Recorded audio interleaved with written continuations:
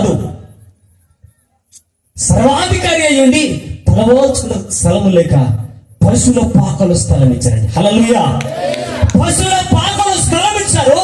ఆ పశువుల పాకలు యేసు ప్రభు అక్కడ పొత్తిగుడితో చుట్టబడి ఉన్నాడు. ఉన్న ఆ స్థలంలో ఎలా ఉంటుంది తెలుసా? పశువుల పాక రొచ్చుతో, పెండతో, మురికితో, వాసనతో, దురాసనతో, కంపుతో ఆ స్థలం నిండినది. యేసు ప్రభు ఎప్పుడైతే ఆ స్థలానికి వెళ్ళిపోయాడో ఆ స్థలము సువాసనతో నిండిపోయింది, పరిశుద్ధతతో నిండిపోయింది. మంచి మంచి మంచి రాజులు, జ్ఞానులు ఆ స్థలముకు పరిగెత్తుకుంటూ వస్తున్నారు. దైవజనమా, దేవుని బిడ్డలారా, ఈ రాత్రి నీ హృదయము ఎంత పెండగా కావచ్చు, నీ హృదయం ఎంత చెత్తగా కావచ్చు, నీ హృదయము ఎంత రొచ్చుగా కావచ్చు, నీ హృదయము ఎంత బలహీనమైనది కావచ్చు, నీ జీవితము ఎంత మురికిగా ఉందో నాకు తెలియదు, నీ బ్రతుకు ఎంత మురికి ఉందో నాకు తెలియదు. నా మురికి జీవితంలో నా